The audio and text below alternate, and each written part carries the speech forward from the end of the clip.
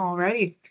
Good evening. I am Taylor Waymeyer, and I am joined by Bob Pecora and Tim Kutz from the Transportation Planning section of the Fairfax County Department of Transportation.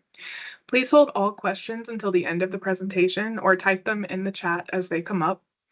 This meeting will be recorded and posted on our website.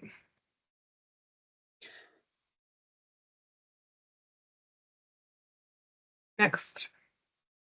The goals of the policy plan are to review, update, add, and streamline existing elements, as well as ensure it aligns with the countywide strategic plan or the One Fairfax policy and other recently adopted policies and initiatives. While the entire policy plan is authorized for update, we're focusing current efforts on the elements that are most often used, that most often overlap and/or are in need of modernization. Phase 1 is focused on updates to the preface, land use, transportation, environment, parks and recreation, and human services, with consideration of new policies related to community health and equity. To accomplish this plan amendment, staff has established an interagency team of 14 topic leads who are subject matter experts within their topical areas. Phase 2 of the policy plan is anticipated to begin shortly after Phase 1 is completed in late 2025. Phase 2 will address the housing, economic development, heritage resources, revitalization, and visual and performing arts elements, as well as the Chesapeake Bay supplement. I'd like to start by providing a brief overview on the difference between the comprehensive plan and the county's regulatory documents to help frame the work of this amendment and future recommendations. The policy plan includes goals, objectives, and policies. The policy plan applies countywide, therefore it is important to ensure the policies developed are general and flexible enough to apply across the county, but also targeted enough to address the topic we are working to improve. The comprehensive plan is a guide that sets the land use vision for the county and is implemented through the development review process of zoning applications. The area plan volumes provide specific guidance and recommendations pertaining to development within the areas of the county to ensure that development is addressing area and site-specific considerations. The zoning ordinance is a regulatory document that applies to all structures and is intended to promote the health, safety, and general welfare of the public and to implement the comprehensive plan. Finally, the Public Facilities Manual provides the specific engineering guidelines for the development and construction of projects. Currently, we are focusing on the outreach and research phase of the effort, as noted. There is still more work to do. Our next step is to begin drafting the policy text and guidance next year, and we anticipate bringing the policy plan update to the Board of Supervisors by fall 2025. The current transportation policies and themes focus on a multimodal system where we ensure safety for all users of facilities and services, provide choices, and balance the modes on the transportation network. Goals and strategies that were sound in 1990 still have value for 2024 and beyond, such as reducing single-occupant vehicle use, expanding pedestrian and bike facilities, as well as increasing public transportation use, all while adapting to new county plans, policies, and strategies. With this update, we also want to identify new themes, goals, and recommendations that we can carry forward.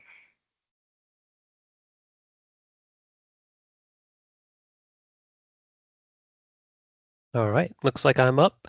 My name is Tim Kutz. I'm a transportation planner with Fairfax County Department of Transportation. I'm going to talk to you all a bit about our updated transportation analysis, which is called the CTA, Comprehensive Transportation Analysis. So if we go to the next slide, give you an overview of what we're talking about, kind of describe the purpose and need, why we're updating our transportation analysis process, what our project schedule has sort of looked like. We're kind of nearing the end of this project and rolling it out in the next few weeks. Get into a bit of the terminology before then getting into the process itself and the different metrics or MOEs, measures of effectiveness, technical term that we're looking at. So we'll go to the next slide. And a lot of words here, but the main takeaway, why we're doing this, is really to collect more data to make more informed decisions. So traditionally, in years past, we focus primarily on vehicle metrics. So when we get a project or a study, and we want to see what those impacts are from that, maybe it's a new high rise or maybe it's a new road. We look at those impacts in terms of how much traffic it's going to add. So how much are people having to wait at a stoplight? How much is a queue spilling back? So if there's a left turn lane, is that left turn lane filling up and spilling back into the main lanes? Um, eh, eh, Things that are very vehicle centric. And so naturally, when we look at proposing solutions to issues that we find in those studies, they're to benefit vehicles and vehicular travel. And so what we're trying to do with this new study type is look holistically. People get around in a number of different ways. People walk, people bike, people use transit, and of course, we know most people in the county drive, but we need to make sure we're providing a balance in how we're assessing the impacts and how we're making um, these improvements to our entire transportation infrastructure. And so what this intends to do is really to, again, collect the data to identify trade-offs. So if we're making an improvement, for example, to vehicle delay. So we're adding a turn lane maybe, or adding additional capacity for vehicles.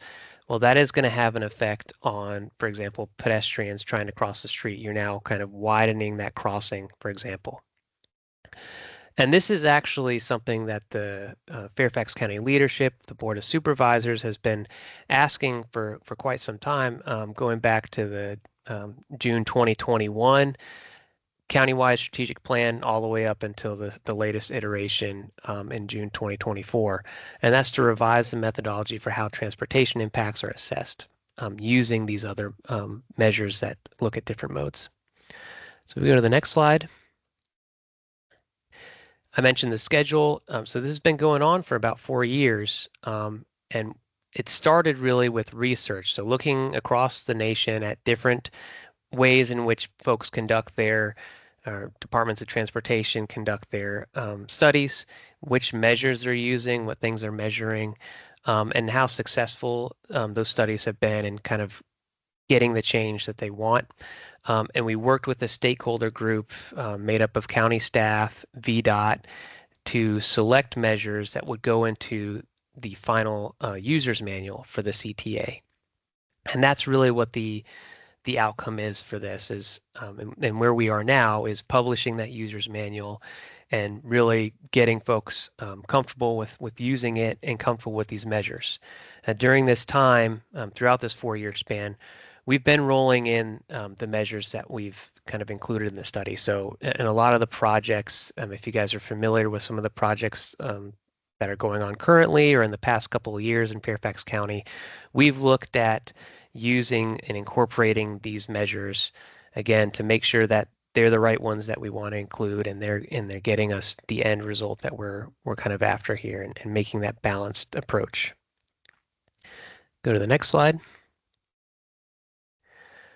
So I mentioned measures of effectiveness. Again, that's kind of the transportation jargon, but really it's just a way to gauge performance of some aspect of transportation. So I'll go through all the different measures that we've added on the next few slides, but that's what we're talking about when we say MOEs. An important thing to note on the map to the right is, we've realized, and as would anybody living in Fairfax County, that the county should not be treated the same across, um, Tysons to Clifton, for example. We need to look at urban areas and treat them differently than we would a rural area. There's going to be different types of transportation, a different reliance on different types of transportation based on where you are in the county. And so in using what's called the concept for future developments land classification map on the right, we're trying to tailor these studies in a way that makes sense based on the context that we're looking at. And in doing that, we apply a modal emphasis. So looking at different modes, whether it's vehicles, bikes, pedestrian, transit, and emphasizing those modes that we think should be prioritized based on the area that we're in. And then finally, thresholds. Thresholds or targets. Those are the cutoffs for the measures that we think are acceptable. So for example, you might think that 55 seconds of delay is the acceptable measure for vehicle delay. And I'll use some other examples as we go through the measures in the next few slides. But that's generally what we're talking about when we're talking about thresholds. We go to the next slide. And this is a quick look at the process. So I mentioned that context-sensitive approach. We used, again, that map that we just showed to sort of combine similar areas in the county. So you'll see Area 1 is both urban centers, so Tyson's, and transit station areas. So those areas immediately surrounding metro rail stations. And then we kind of go down the list here and assign a modal priority to those different area types. So naturally, you're going to see us prioritizing pedestrian, bicycle, transit use in those more urban areas, those more transit-focused areas, versus you go down to tiers, area types 3, area 4, area 5. Obviously the vehicle is going to be the predominant mode in those areas. That's not to say that we're not going to study all those grayed out modes. We're still going to collect the data and still going to measure these things. But when we look at providing mitigations or solutions based on what we see in the study, we're really going to make sure we're focused on hitting those targets for example, pedestrian, cyclist, and transit measures in area type 1. And then broadly speaking, we're applying these to 3 different project types. Now, there's a lot of different transportation project types in the county. We do some that are specifically focused on transit. We do some that are specifically focused on walking and biking, etc. But broadly speaking, we have zoning actions, comprehensive planning studies, and corridor studies. And within those different study types, we select the measures that we think are most appropriate. And again, look at different targets based on where we are in the county. If, for example, we are not meeting a delay metric, we'll have to go back to the drawing board, so to speak, and see what solutions can be presented to sort of help us hit that target, help us hit that goal in the study. Until we find that everything's acceptable, the study gets approved, and we kind of move to the next step, which is kind of getting board approval. Okay, next slide. And so I'll start getting into the individual measures themselves. So I mentioned we've got several additional measures, but of course we've been using vehicle measures for the past several years, and those are listed above. I'm really just going to focus on those additional measures that we're adding with the CTA, and you can see that we're applying these in various degrees to the different study types, and I'll give you some examples on the next slides. So starting off, these are 2 of the pedestrian measures that we've added. And if you're familiar with other studies that Fairfax County has done, you'll notice the table on the left looks very similar to a vehicular delay or level of service table. And this really basically looks at intersections and how long a pedestrian has to wait to cross that intersection. So looking at the cycle length and then how long the pedestrian has to wait until it's their turn to walk, and then provides a score, basically a letter grade, and based on the seconds of delay they have to wait.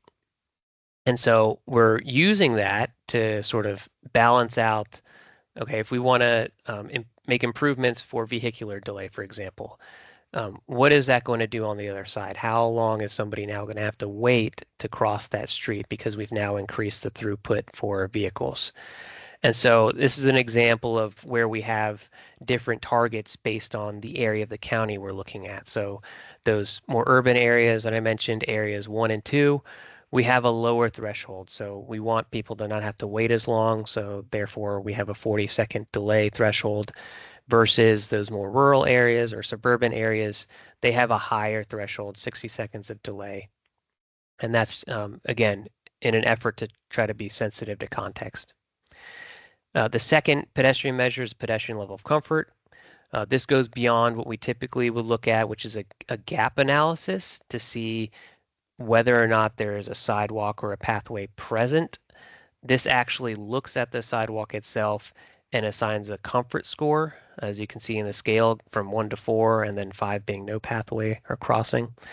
And it does that by combining a number of variables. So how wide the sidewalk is, how wide the buffer is if one exists between the sidewalk and the roadway, and then the speed limit of the adjacent roadway. A number of other items such as are there street trees present? Is there a parking lane present to provide that additional buffer, or a bike lane present, for example? All that gets rolled into a comfort score. And that way we can sort of target those areas that we see there's the greatest need. So if you have a lot of 4s, for example, like this example here showing, what can we do to improve that? And obviously looking at the different variables, there are a number of different ways that we could kind of propose a solution there. Going to the next slide. We have a bicycle metric similar to pedestrian level of comfort. This is called bicycle level of traffic stress. And again, the idea is to combine a number of different variables such as the speed of the roadway, whether or not there's a bicycle facility. So if there's a bike lane or a shared use path, for example, on the side of the road for people to use, and gives the facility a score from LTS1 being comfortable for all ages and abilities down to LTS4, which is really only tolerated by the most experienced cyclists. Go to the next slide. We have a couple of transit metrics. So the first is transit access, and this pairs really well with those pedestrian measures that we already covered in the bicycle metric. And what it does really is you can kind of see the circles. That's the distance as the crow flies from the Huntington Metro station in the example. And then those shaded areas are where you can actually walk based on the available sidewalks, the available bike trails. And so this is really an effort to see, okay, if we have a quarter-mile radius around a station, can people actually within that quarter mile walk to the station, or do we need to make some more meaningful connections to sort of fill in that circle a little better? The second transit metric is really kind of lining up ridership with the amenities that we're provided at the different bus stops along a corridor. So, for example, if we have really high ridership for a bus stop, are we providing the amenities that people would expect, such as a bench or a shelter, to continue to encourage that ridership? Or could we encourage ridership at other locations by providing those amenities? And then I have one last slide. Um, I mentioned, we have a number of vehicle metrics that we have been using in the past and are going to continue to use. But a couple of the ones that we're going to lean into a little bit more are crashes. And we've always kind of collected crash history, but really what we're trying to do is be a little more proactive in that and collect the crash history, not only sort of the number of crashes, but look at the type of crashes. So if there's a severe crash, a fatal crash, and develop profiles for hotspot locations. So a hotspot location would be, you have a high number of crashes or maybe a fatal crash, and look at the attributes of that location compared to similar locations along a corridor to see, okay, we've got a hotspot here. Could we have other hotspots in the future because they have similar attributes? For example, maybe we're missing a crosswalk here. Are we missing crosswalks along the corridor anywhere else?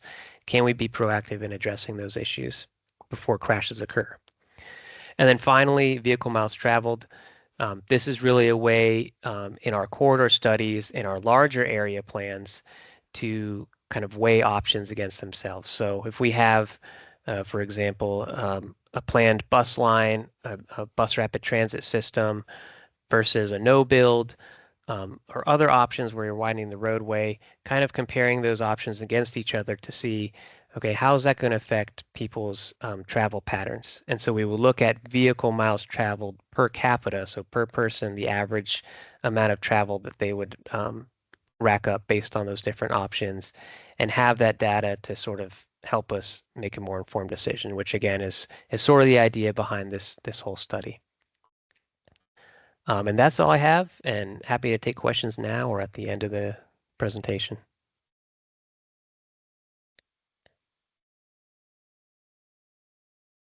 Yes, so any member of the audience, if you have any questions of Tim, you can ask them right now, and I'll call on you. We have a question, Tim, from Doug Stewart first. All right. Doug, go ahead, please ask your question. Well, mainly I just want to communicate my excitement and support for doing this. It's a great idea, and I wish we could have done it sooner when we had other developments in the queue previously, but we've certainly got a lot more development coming, so it's not too late, and it's really great. I'm mainly, I mean, I've lived here 20 years, and I've seen a lot of, we've seen a lot of development in Reston, Tyson's, wherever, where we've gotten a lot more density, and from what I've seen, people's fears about that engendering more traffic have not really panned out, because it's been density with good design. And conversely, I've seen developments like at the Mosaic District, where we've done more conventional analyses based on, level of service for automobiles.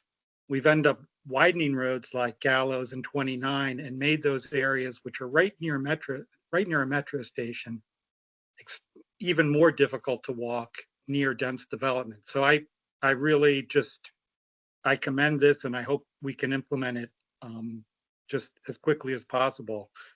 And I guess I guess my only question would be if you could say more about how this would affect how the county will do and VDOT will do your transportation impact analyses for projects. Will you incorporate these additional levels of service when you're assessing?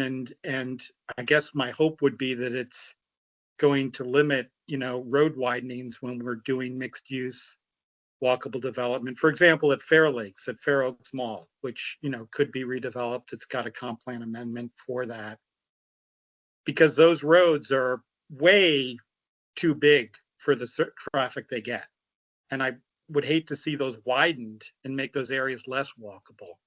So I guess my question is, how will this affect how you do your TIAs for rezonings? That's an excellent question. So it depends on how many trips we're adding. So we base that on average daily traffic or average daily trips. And so if you're under 5,000 average daily trips, you're not going to have to submit, in most cases, a TIA, a VDOT required study. And so you would use this process, the CTA. However, if you have met that 5,000 threshold and above, we've been working with VDOT, and we are going to include all those metrics that I just covered in this presentation as a supplement to their study. So we're still going to need to stick to their requirements. They have certain thresholds that they require based on their TIA, as you mentioned. But our hope is that we're providing this additional data. Okay, if you require us to, for example, widen a road because we're not meeting this delay metric, well, you are having an effect on these other modes, and here's what that is. And so I think that the hope is we're providing this additional ammunition, so to speak, to sort of back up, the very good point that you raised about kind of making these places better for everybody to use. Thank you, Tim. Thank you, Doug, for the question. Have another question from Elaine. And Elaine, if you're able to unmute, please go ahead and ask your question. Yeah, I need some clarification to start with. I got a little bit lost between your developing a study versus collecting data versus how does this pertain to the overall policy plan? I don't see quite the link between these three pieces. Sure. So this is a separate project from the policy plan update. However, there are elements of it that could influence new policy. So, for example, there's a policy now for roadways to meet a certain level of service threshold. And so one thing we could think about doing is some of these other metrics, like pedestrian level of comfort, for example, including that in the policy plan as, okay, we want these areas to hit the target of pedestrian level comfort 2, for example. Mhm. So really, this is sort of its own thing, but it could influence future policies in this update. So to Okay, sort of, that helps. It's that not, makes, okay. because I thought we were talking about updates to this policy plan. Not to criticize you, just trying to clarify. No, sure. Right. Yeah. So could you just a little bit, again, I'm a little bit lost because you talked about collecting data. Were you collecting data to help develop these metrics? Or have you gotten to the point where you think you know what you want and now you're collecting data for some other element of this? What's that connection between the collecting data and the developing this methodology? Bob, could you pull up the timeline? So it's both. So back in 2020, when this started, we Mhm. collected a whole bunch of data. We did a lot of research. We had probably 35 or more measures that we looked at. And so that was sort of the data collection behind that to say, okay, well, what are the things that we actually want to measure? We can't measure everything. The studies are going to become huge, and we have limited staff time. So that was the first part. That was phase one. What the CTA, the Comprehensive Transportation Analysis, the goal of it is to collect data. So we have the measures, the 10 that I went over, in addition to the vehicle ones. We have those measures now. So the goal with the CTA is when, for example, if a development comes in and somebody submits a nomination for land to be developed, we have a corridor study, we have an area in the comprehensive plan that we want to study, making a change to. We now have a means to kind of look at these different measures to collect the relevant data, where before we really just focused on those vehicle metrics. We're now kind of collecting more in addition to that. So looking at those pedestrian measures, the transit bike measures. And so we're not really trying to sort of make decisions with this. We're, again, collecting the information so that people can then make those decisions. We're not trying to pigeonhole people and say, oh, you have to build a sidewalk here, you have to put a bike lane here. It's, again, trying to identify the trade-offs. If you make a change to the roadway here, if you do widen the sidewalk over here, that's going to have an impact on other modes of travel. And so this is hopefully going to be a little more informative when we do these transportation studies. Okay, that helps. To follow on with that then is I am a member of the Land Use Committee in Franconia. And of course, transportation is always a very hot topic and people are always very focused like on more cars. And what I see you just having presented is a very different approach and different metrics than what we're used to. So it would be really helpful, I think, to get this brief to our Land Use Committee. Who would be a focal point to contact about that? Sure, yeah. Having like some time on our meeting to introduce this, because I think we're going to run into more problems with people thinking in mode A when you guys are thinking in mode B on new projects coming along. And it would be helpful if we understood the new paradigm. Right. Yep. I'd be happy to do that. So I'll send my contact info in the chat. Okay. Okay, thank you, Tim. Thanks, Elaine, for the question, and thanks for your service to the Franconia Land Use Committee. Just want to clarify one thing on your question regarding policy plan update. You're correct, we are part of the policy plan update, and as Tim had mentioned, the level of service right now, there is a policy in that. Some of the metrics that Tim has presented are not quite in the current policy plan, so we do want to push a little bit more on the multimodal aspect of it. So the pedestrian level of comfort, bicycle level of traffic stress does not have any policies in the transportation policy plan today, since that is a newer kind of measuring tool we're using for pedestrians and bicyclists. So we're looking for Tim's study to help us inform or provide new policies that we can include in the updated policy plan. So work is in progress on that front as well. Any other questions from the audience? If not, I am going to transition over to the next presentation that Taylor Waymeyer is going to present. So give me a moment to get that set up for her.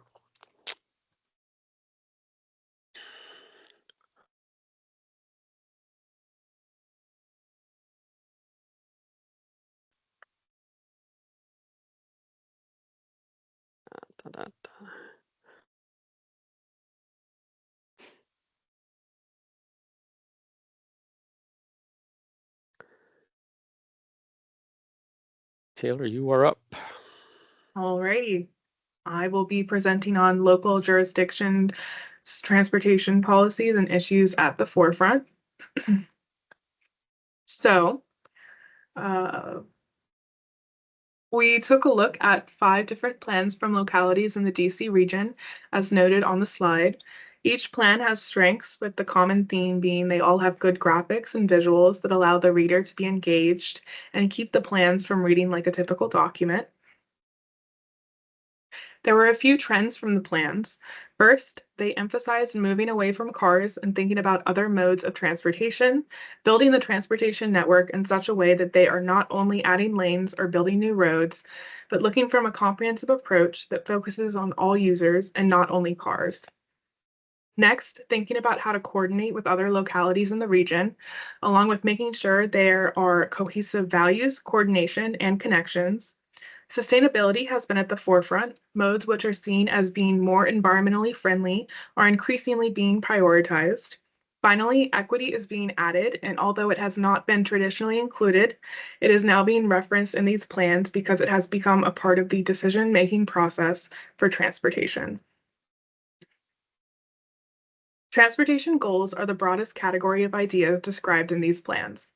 They are intended to work towards the locality's mission, as well as along the lines of providing the best quality of life for residents. A transportation goal example is to improve safety. Policies are intended to guide the decision-making and will be more specific in scope than a goal. An example is to design the roadway in a manner that reduces fatalities and injuries. Strategies are more specific steps that are taken. These are generally small, concrete steps that can be taken to implement the broader policies and goals. Strategies can be implemented in both the short term and the long term. An example is to expand the number of high visibility crosswalks at an intersection in a locality. Metrics are used to track the progress of the previously mentioned categories. They may involve measuring the results from strategies, policies, and goals, and could also include data analysis. This is an example from the Move DC plan. The slide shows a strategy as shown in all caps. Below that is some additional information about the strategy. The goals and policy that it aligns with are noted on the right, in this case addressing 3 of the 7 goals as highlighted. Implementation steps, including short-term, medium-term, and long-term steps, are provided. Metrics are clearly stated, and an accompanying image reinforces the topic of the policy. The layout is easy to follow, provides the reader with thorough but concise information, and provides an easy to understand what it means for you section. Vision Zero is a goal adopted by numerous localities, including DC, which seeks to reduce the traffic fatalities and serious injuries to zero. Vision Zero was created in response to the high number of roadway deaths that occur every year. The plan can take on a variety of forms, but usually involves better driver education on safety practices, increased enforcement of reckless driving and speeding, designing safer roadways that discourage high speeds, and better pedestrian and bike infrastructure that protect users and reduces the likelihood of conflict with vehicles. Currently, the Active Transportation team is working on the Active Fairfax Transportation Plan effort to establish a vision and a roadmap for implementation of safe, convenient, and enjoyable streets and trails in Fairfax County. Active streets, as shown from the city of Fairfax, can be implemented in mixed-use environments and introduce a number of elements that separate them from the traditional arterials. Additional space is dedicated to pedestrians and bikes by adding bike lanes and a pedestrian area, which is typically a wide sidewalk or pathway that is back of curb. Street furniture, such as seating, may be included to provide places for people to gather. Landscaping and street trees provide a more comfortable pedestrian experience. Businesses and restaurants may include spaces for shopping and dining along the pedestrian pathway. Active streets may be designed to reduce vehicular speeds along the pedestrian pathway. Option 1 includes a bike lane, buffer, and a wider sidewalk on the left side, whereas Option 2 demonstrates a different use in the right-of-way. Bike sharing provides an opportunity for people to rent bikes for a given amount of time, then return the bike once they are finished using it. Bikes which are not in use can remain at docking stations for easy access. Shared mobility is beneficial to people who don't need a bike, scooter, or similar device all the time and would instead prefer to only rent it when they need to travel somewhere. A key to effective shared mobility is the inclusion of many docking station locations or the ability to drop the bike off at a user's destination. Many localities have excessive parking, including on-street parking. Rethinking how parking is managed can help reduce dependency on driving, especially in urban areas. Parking requirements in certain new developments may be reduced if there are existing feasible transportation alternatives. Curb space is seen as a community asset, and allowing long-term on-street parking can prevent others from accessing commercial centers and businesses, Pricing and regulation of curb space can ensure that all users have access to adjacent businesses. Electric vehicle charging stations can also be introduced in parking areas, which can encourage use. Smart mobility incorporates the use of technology into the street network and intersections. For example, traffic signals, which are able to detect traffic volumes and delay, could adapt their signal timing to better manage traffic flow and reduce congestion. If there are a large number of cyclists or pedestrians present, the technology could allow these users to have preference over cars. Smart technology can also help drivers locate services and infrastructure, such as parking garages and EV charging stations. Plans which are visually engaging can make the reader more interested in the topic and make the plan more interactive. Long paragraphs may be information heavy and unengaging. The use of good graphics can convey important information to the reader.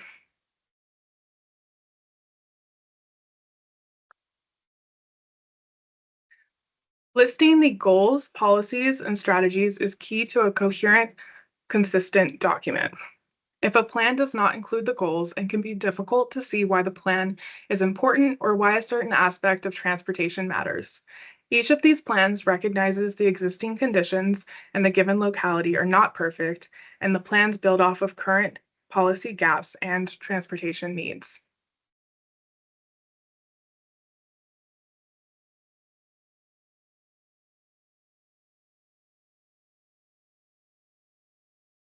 Other documents, whether equity-related and/or planning, land use related, should be mentioned and referenced throughout the transportation policy plan when relevant. This creates consistency across documents and helps to further the locality's overall mission. There are many additional transportation ideas that could be incorporated in Fairfax County. While each locality is different, these transportation ideas could provide some additional ways for Fairfax to think about transportation and to spark ideas for transportation projects in the future.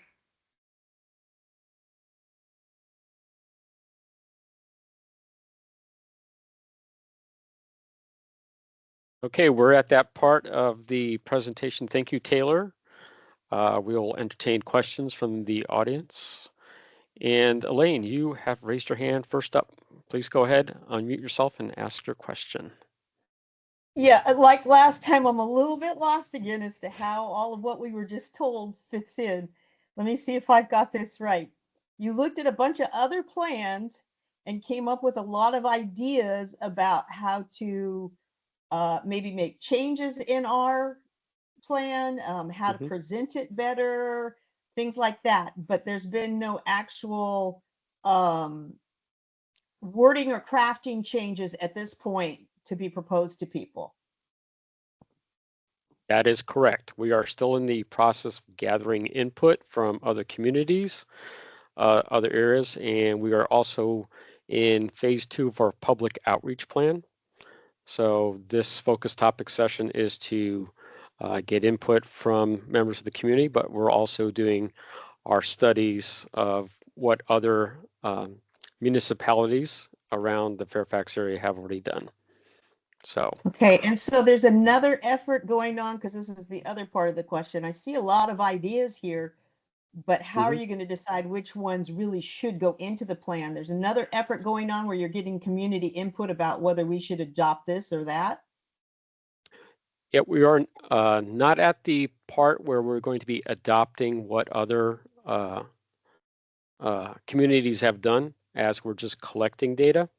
And there's a policy plan team that is working on this, and we're looking to probably have a draft of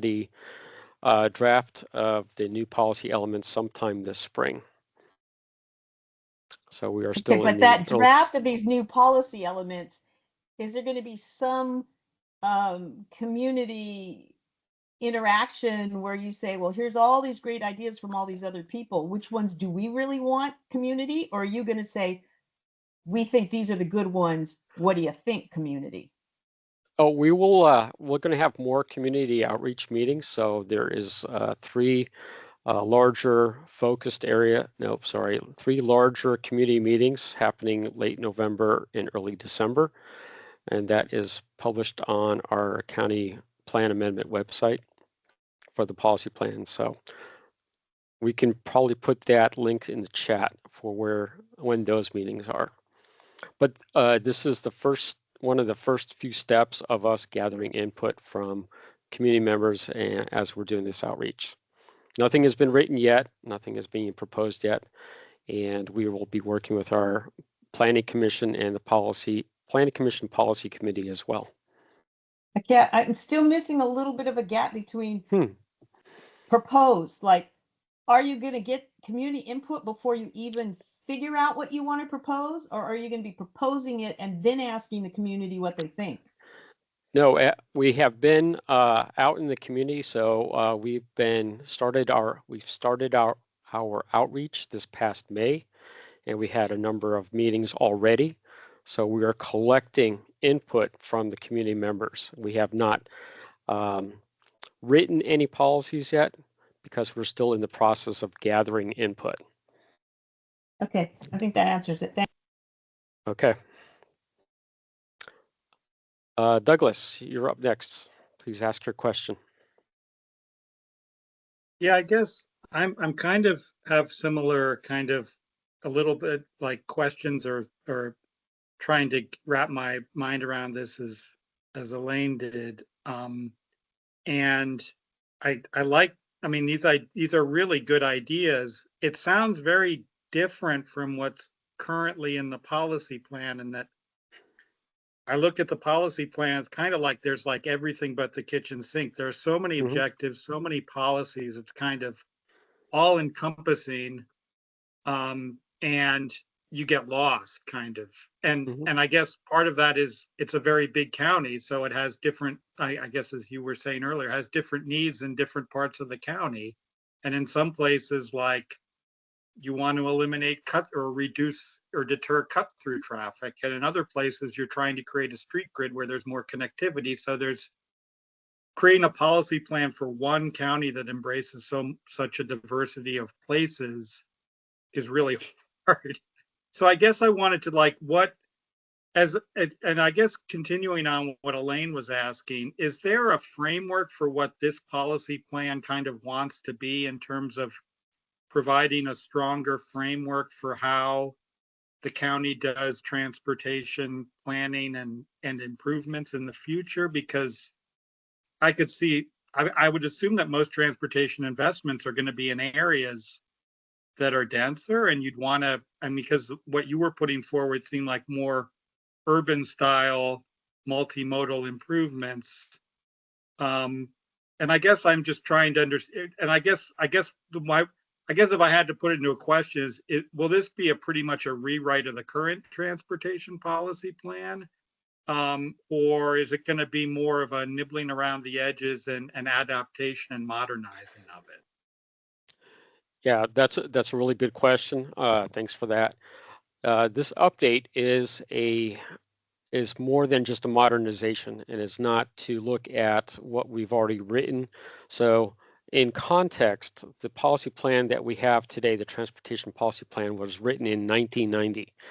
So we are looking to obviously modernize the text, but also look at new trends, new transportation ideas that other communities are already adopting into their policies. So we're looking at ways that we can go beyond that and look at what is affecting Fairfax County today. There's, I'm going to go back to one of the slides that we had at the very beginning, and I'm going to share my screen. So there are general policies that policies and objectives that we have today that are in the plan, but also can still be looked at as favorable for the next update, or this update that we are currently working on. So on this slide here, these 10 bullets basically are good goals, good objectives that we can still use today.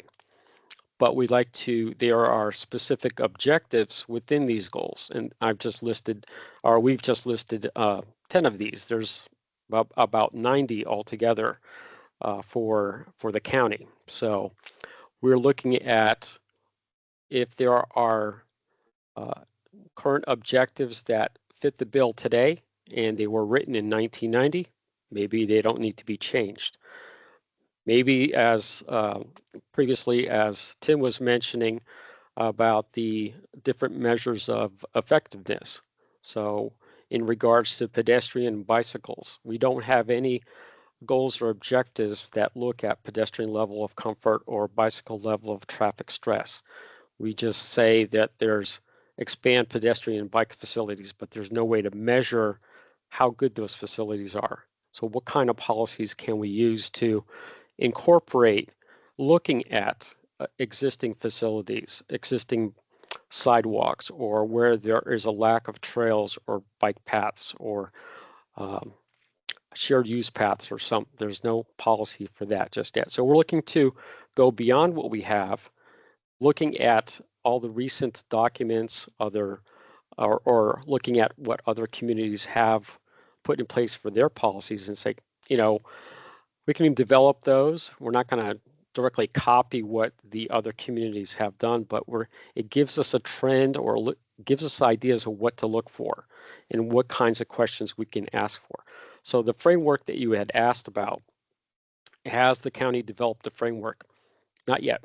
We're getting there. So as we keep getting more of the input from the community, as staff itself is looking at resources, we're starting to develop a framework of what we want. And when we develop the vision for transportation, or the goals, the overarching goals, we'll have that as part of the introduction for the transportation policy plan. So it's still a work in progress as we're going through that. I hope that answers your question. Yeah, that was very helpful. Thanks. Okay, thank you. Any other questions?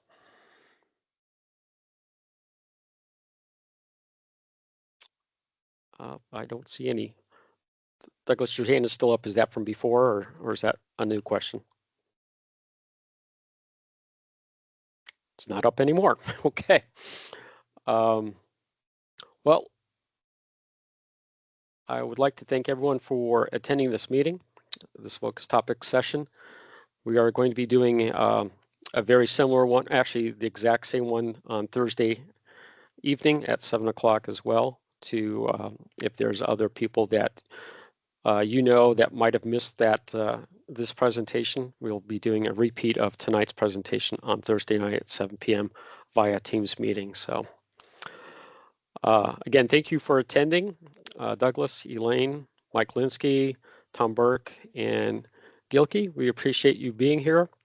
And we, if you have any questions or comments, you can also quickly leave them in the chat, or we will see you at the next time, or you can provide a comment on the policy plan update page, and there's a way to do that as well. Alrighty, thank you very much. Thanks for attending. Appreciate it.